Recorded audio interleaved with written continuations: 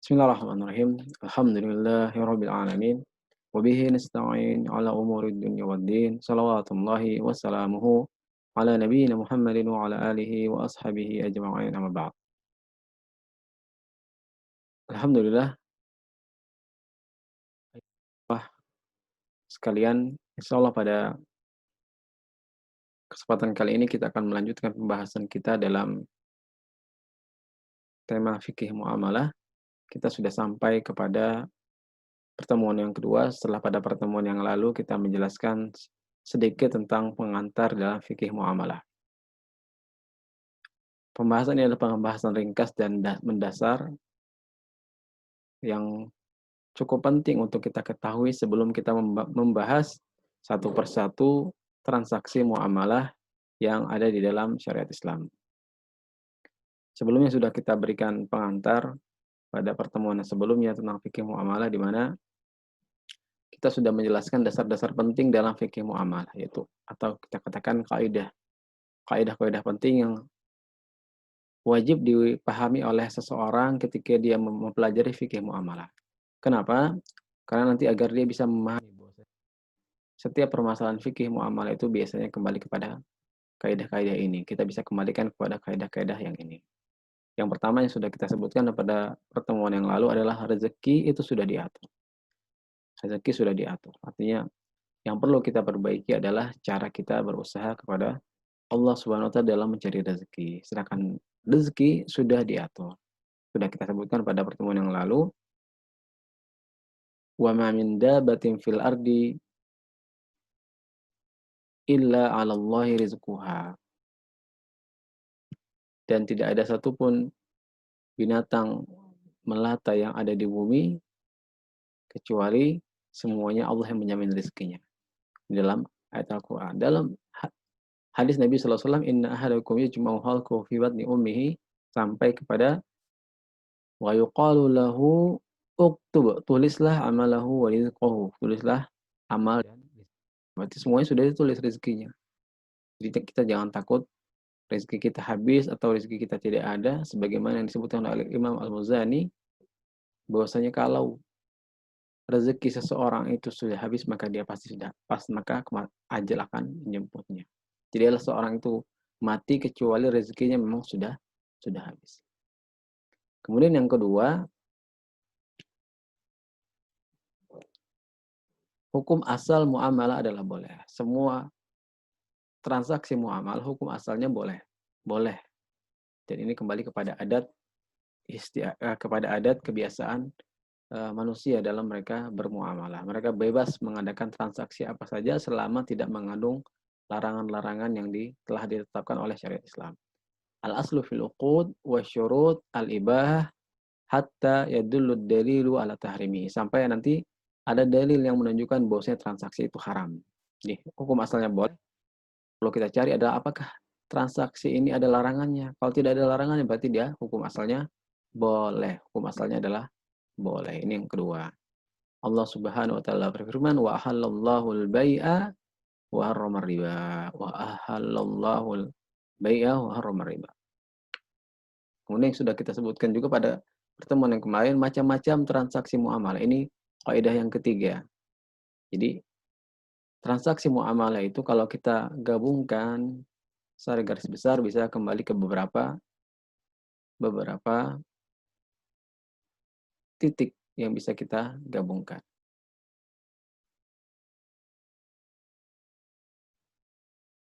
Di mana kalau kita tinjau dari tujuannya, tujuan transaksi muamalah, maka ada akad tijari. Tijari maksudnya akad profit, komersil, cari untung. Intinya cari untung. Sudah kita sebutkan. Contohnya jual beli, kita jual barang ingin dapatkan untung. Sewa menyewa, kita sewa menyewa agar barang kita dimanfaatkan oleh orang lain supaya kita dapat untung. Mudharabah, seseorang dia punya modal tapi dia tidak punya kemampuan untuk mengelola hartanya, maka dia meminta orang lain untuk yang mengelola. Dengan ada perjanjian, ada fee, ada apa namanya bayaran yang akan diberikan kepada orang yang mengelola harta tersebut. Ini semuanya akad komersil, cari untung boleh.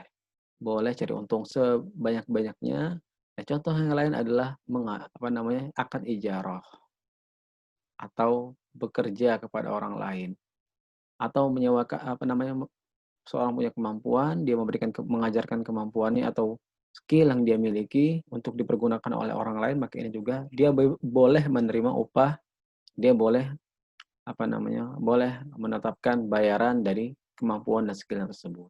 Kemudian ada akad tabarru. Kita sebutkan kemarin tabarru, akad non profit, non komersil, tidak cari untung, akad sosial, akad ihsan.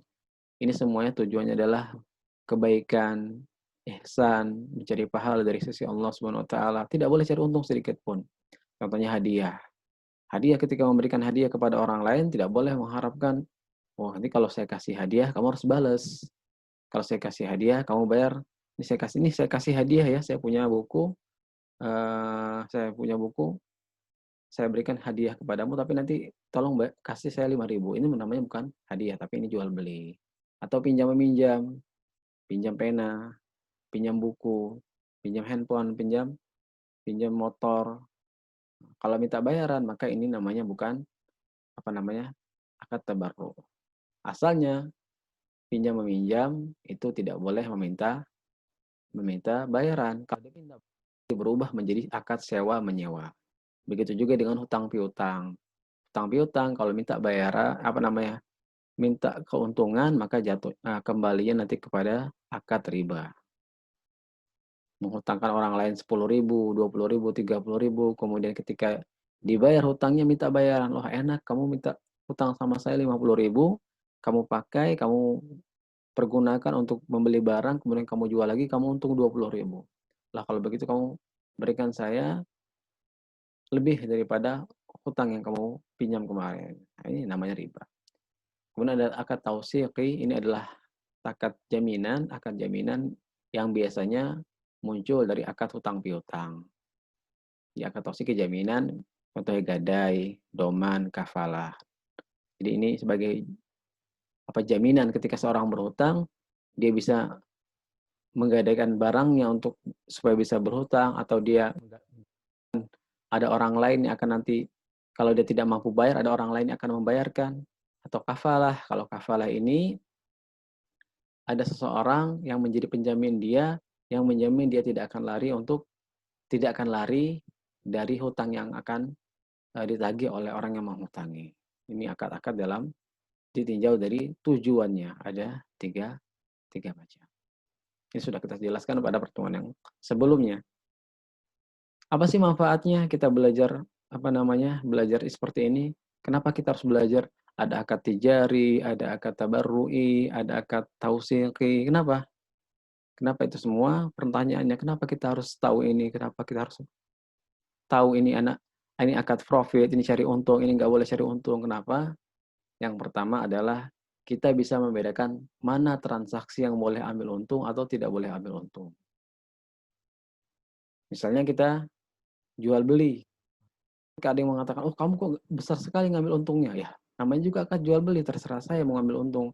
Kalau kamu mau silakan beli, kalau enggak ya jangan beli, cari yang lain. Jadi namanya jual beli silakan. Begitu juga jasa, ketika seorang mengajarkan dia misalnya bisa komputer, kemudian ada orang yang minta perbaiki, "Tolong perbaiki ya." Loh, ya saya mau perbaiki tapi bayarnya sekian. Loh, kok mahal sekali ya? Kalau mau silakan, kalau enggak ya namanya juga saya punya skill, kemampuan, namanya diminta memperbaiki, itu namanya akad ijarah, maka akad jasa, maka boleh cari untung.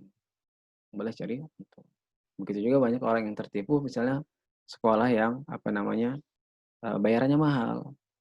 Bayarannya mahal. Kenapa kok bayarannya mahal? Nah, kita tanyakan, sekolah itu akadnya itu akad sosial atau akad tijari. Kalau akad sosial, maka gurunya tidak punya kewajiban untuk mengajar. Jadi akad namanya sekolah itu adalah akad tijari, maka tidak mengapa dia menerapkan pembayaran yang tinggi. Bayaran ada sekolah yang menerapkan bayaran SPP-nya murah, ya boleh silakan. Ada sekolah yang menerapkan SPP yang tinggi, silakan. Semuanya ada pangsa pasarnya masing-masing, silakan. Tidak boleh malah mengatakan, "Oh, ini sekolah kok mahal sekali, hanya untuk orang-orang kaya." Ya memang karena itu memang khusus dia memberikan jasa, memberikan pelayanan yang bagus sehingga biayanya mahal, silakan nggak masalah. Yang jelas kita tahu, kalau kita sudah tahu seperti ini kita tidak boleh lagi komplain. Oh, kita tanya, "Ini akadnya apa?" "Akad profit." Ya silakan ambil untung. Kemudian yang kedua, manfaatnya adalah kita bisa mengetahui transaksi yang boleh ada gharar dan yang tidak boleh ada gharar. Gharar itu apa? Ketidakjelasan. Ketidakjelasan. Misalnya apa? Misalnya dalam akad jual beli itu harus jelas, tidak boleh ada gharar. Misalnya saya jual barang yang ada dalam kardus, dalam kotak. Ini saya jual barang yang sangat bagus, harganya 5 juta. Kita tanya, barangnya apa? Oh enggak, pokoknya kardus ini ada barangnya mahal. Oh, enggak boleh. Kenapa? Jual beli itu barangnya harus jelas. Duitnya jelas, barangnya jelas.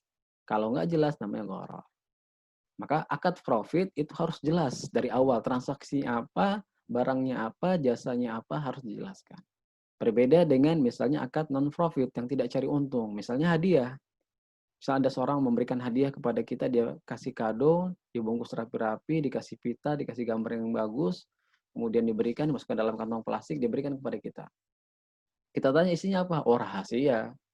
Isinya rahasia. Loh ini goror. Nah, ini nggak boleh. Nggak boleh. Karena kenapa? Dalam hadiah itu tidak mesti ada, harus dijelaskan, harus sekian, sekian, sekian. Begitu juga misalnya ada seorang pengemis, terus kita kasih duit dalam amplop.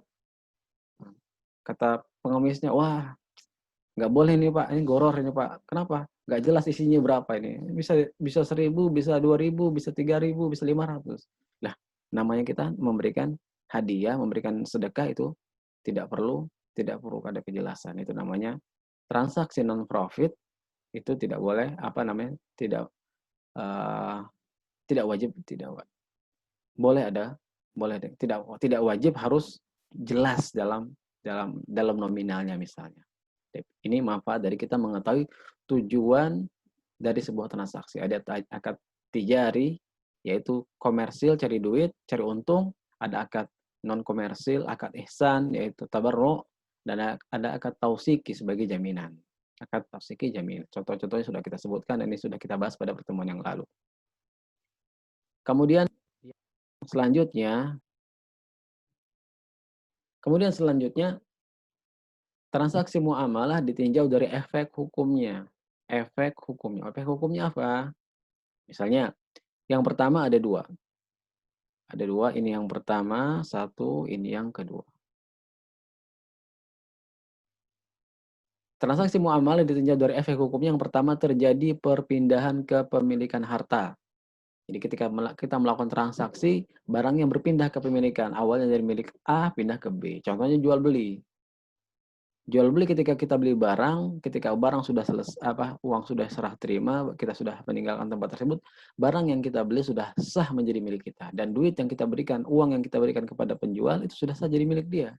Terjadi pertukaran kepemilikan harta. Awalnya uang milik kita, barang milik penjual, kemudian kita beli,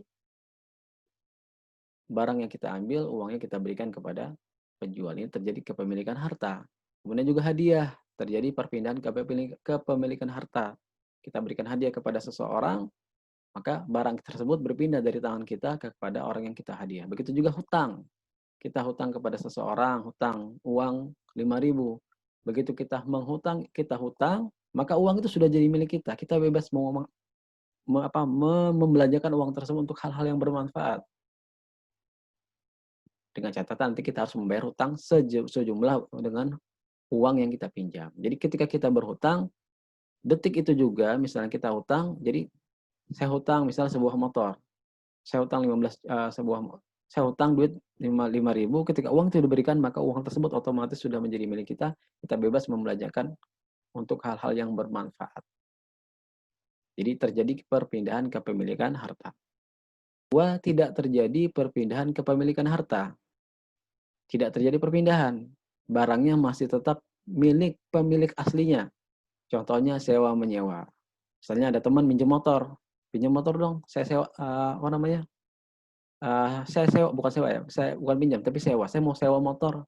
Saya mau jalan-jalan ke kota 1 jam misalnya 7.000. Sewa menyewa. Apakah dengan disewa motor kita tersebut motor kita itu menjadi orang yang menyewa, milik yang menyewa, tidak. Motor tersebut tetap menjadi milik milik kita karena dia hanya menyewa manfaatnya saja sebentar, 1 jam, 2 jam, 3 jam, kemudian balik. Atau sewa rumah dalam 1 tahun misalnya. Dibayar, begitu selesai 1 tahun dia harus pindah atau dia lanjutkan lagi dengan membayar. Jadi barangnya tetap masih milik pemiliknya. Begitu juga dengan pinjam, pinjam pinjam pulpen ya, pinjam motor, pinjam apa namanya, pinjam buku buat dibaca, ini pinjam. Barangnya masih milik orang yang meminjamkan. Jangan sampai kita pinjam pulpen, pinjam pena, pinjam buku, malah disimpan nggak dikembalikan. Ini nggak boleh. Pinjam, pinjam, terus pura-pura lupa nggak dibalikin. Ini semua tidak benar. Atau titipan. Ada orang menitipkan, misalnya nitipkan motor, nitipkan buku, nitipkan barang-barang kepada kita, maka itu masih milik orang yang menitipkan. Tidak boleh kita, ketika kita dititipkan motor, wah, ini bebas nih saya pakai, saya jual malah. Ini tidak boleh. Tidak boleh menjual, tidak. Karena barang tersebut masih milik orang yang menitipkan. Ini ditinjau dari efek hukumnya, transaksi muamal ditinjau dari efek hukumnya.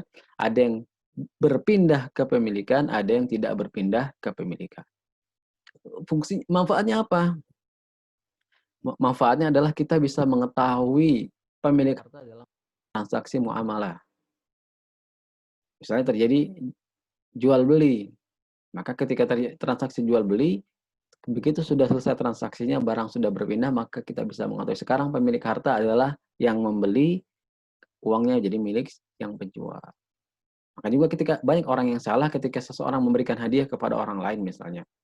Si A memberikan hadiah kepada si B. Diberikan hadiah karena dia sangat suka, sangat sayang kepada si B ini. Mungkin karena temannya dikasih sebuah kenang-kenangan ketika dia akan pergi lah. Dikasih buku atau dikasih baju. Kebetulan si B ini ketika diberikan baju, bajunya ternyata baju seperti itu ada banyak di lemarinya, ada banyak. Warnanya sama, mereknya sama. Karena dia apa namanya sudah terlalu banyak, akhirnya diberikan kepada orang lain. Si C. Ternyata besoknya si A ini melihat, loh, kok baju saya malah dikasihin ke si C ya? Terus dia langsung marah-marah sama yang si B. Loh, kamu gimana sih? Nah, si B ini misalnya si A namanya si Adul, si apa nama Ahmad, B-nya si namanya Budi. Budi, kamu gimana sih? Saya kan sudah kasih baju buat kamu. Kok kamu kasih sama si C? Sama siapa? Uh, sama si C apa sama Chandra. Kenapa kamu kasih sama dia?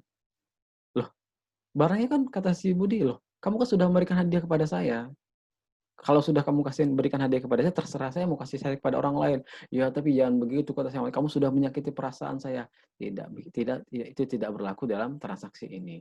Begitu barang sudah kita hadiahkan kepada orang lain, maka barang tersebut sudah menjadi milik orang yang kita hadiahi. Tidak boleh kita katakan, oh, kalau saya hadiahkan kamu nggak boleh ini ya, gitu. Ah, kalau dia sudah apa namanya? Kalau itu barang sudah dihadiahkan, terserah yang dihadiahkan ya, bebas mau misalnya dia mau kasihkan ke orang lain atau dia jual, silakan.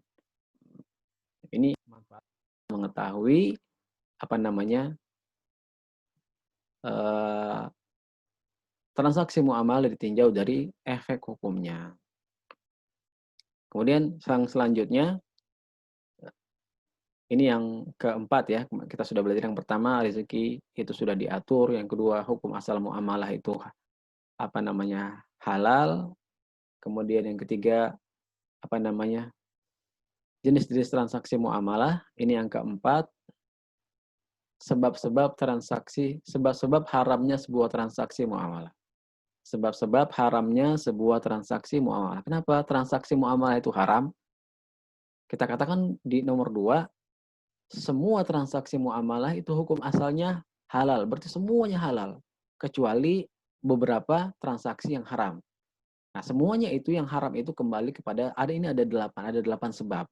Jadi kalau ada satu dari 8 sebab ini, bisa jadi transaksi itu adalah transaksi yang haram. Contoh yang pertama adalah, jual beli benda haram. Jual beli benda yang haram. Kok ada benda yang haram? Contohnya jual beli babi. Zatnya ini haram. Zatnya haram. Atau gitar. Gitar manfaatnya haram, kalau kayunya nggak apa-apa, kayunya nggak masalah. Kayunya tuh bukan sesuatu yang halal, bukan sesuatu yang haram, tapi manfaatnya tuh haram. Tidak boleh memanfaatkan gitar sebagai alat musik. Dan ini haram jual belinya. Atau transaksi yang mengandung riba. Mengandung riba ini akan nanti pembahasan lain, tidak perlu kita bahas sekarang. Yang jelas, transaksi muamalah yang mengandung riba maka haram. Kemudian ada gharar yang besar, tadi yang kita bilang ketidakjelasan. Contohnya misalnya Asep mau jual barang kepada Budi. Nah, saya mau jual burung. Ya, mana burungnya itu tuh lagi terbang di langit. Pak Haji, nanti kalau mau dapat itu buat kamu. Kamu bayar sama saya 5.000. Lah, ini nggak boleh. Kenapa? Karena kapan si Budi bisa nangkap burung yang terbang di udara tersebut. Jadi ini tidak benar. Ini transaksi yang tidak boleh. Tapi perlu diingat gorornya adalah goror yang besar. Kalau gorornya kecil atau kita ada kebutuhan, kita kita butuh terhadap hal tersebut, misalnya ada gorornya kecil tidak besar maka boleh. Misalnya kita beli telur itu ada goror karena kita tidak tahu telurnya itu busuk atau enggak di dalam itu. Tapi karena itu sudah umum dan kita nggak mungkin beli telur dipecahkan dulu baru kita cek, wah ini masih bagus baru kita beli. Enggak. Ini adalah pengecualian. Jadi yang perlu diperhatikan adalah jual beli yang haram adalah goror yang besar, bukan goror yang kecil. Yang keempat, sebab-sebab transaksi muamalah menjadi haram adalah mengandung syarat yang haram. Contohnya misalnya jual barang tapi dengan syarat tidak boleh dijual lagi. Ini saya mau jual motor, kamu dengan syarat kamu nggak boleh jual lagi motor ini. Loh, gimana kita sebutkan tadi kalau jual beli maka barangnya berpindah dari penjual kepada pembeli kepemilikannya. Kalau sudah jadi milik pembeli terserah dia. Dia mau jual, dia mau sewakan, mau dia pakai, mau dia taruh di rumah silahkan. Karena sudah jadi milik dia, tidak boleh disyaratkan. Saya jual barang dengan syarat tidak boleh dipakai. Saya jual baju dengan syarat tidak boleh dipakai. Saya jual makanan, saya jual lontong, saya jual makanan, saya jual bakso dengan syarat tidak boleh dimakan. Nah, ini syarat yang tidak boleh. Kemudian yang kelima, sebab-sebab haramnya sebuah transaksi adalah doror, yaitu merugikan orang lain. Contohnya membeli barang yang sedang ditawar orang lain. Misalnya kita sedang ke pasar, kita lihat ada sepatu yang lagi bagus nih, kayaknya harganya diskon 30%. Mumpung harganya lagi murah. Dan dan ternyata barang itu sedang ditawar oleh orang lain. Kita kan, oh teman kita ini lagi nawar. Dia lagi sedang transaksi nih. Ditanya, Pak, sebelah gitu. Kemudian teman kita tanya, Pak harganya berapa Pak? 200.000 misalnya, 200.000. Wah karena kita tertarik, Pak saya bisa beli Pak 2,5 Pak, saya yang beli, jual ke saya Pak 250.000. Nah ini nggak boleh, karena itu merugikan orang lain dan bahkan menyebabkan permusuhan. Di antaranya juga yang terlarang dalam ini adalah yang kita bisa kaitkan dalam masa ini, dalam pembahasan nikah misalnya, dilarang melamar wanita yang sedang dilamar oleh saudara kita yang lain. Karena ini juga sama, akan menimbulkan permusuhan. Jadi kalau ada teman kita sedang melamar seorang wanita dan belum jelas diterima atau enggak, kita nggak boleh datang. Wah, Pak, si Fulan ngelamar anak Bapak ya? Iya. Jangan terima aja Pak, saya aja Pak yang diterima ini. Saya mau ngelamar, nanti saya kasih mahar yang lebih banyak daripada dia ngasih berapa Pak? Saya ngasih 50. Nah, ini tidak boleh. Tidak boleh. Karena ini akan merugikan orang lain dan akan menyebabkan permusuhan. Kemudian yang selanjutnya yang keenam, jual beli di waktu yang terlarang. Jual beli di waktu yang terlarang. Yaitu jual beli saat azan Jumat berkumandang lagi. Allahu Akbar, Allahu Akbar. Kemudian jual beli ini haram. Kemudian jual beli di tempat yang terlarang. Contohnya jual beli di masjid. Jual beli di masjid nggak boleh.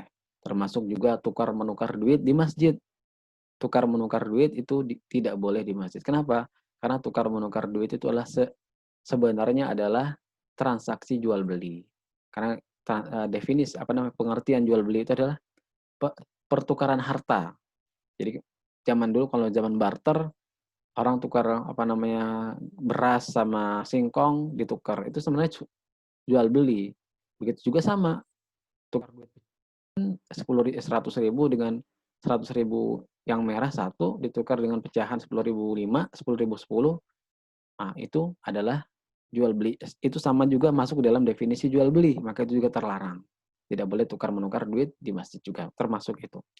Kemudian yang kedelapan adalah yang terlarang transaksi, sebab-sebab transaksi muamalah terlarang adalah sebagai tindakan pencegahan, tindakan preventif, mencegah supaya tidak terjadi hal-hal yang tidak diinginkan. Contohnya, larangan membeli buah yang masih mentah, buah mentah yang masih di pohon. Kenapa? Karena bisa jadi buah tersebut nanti nggak mateng.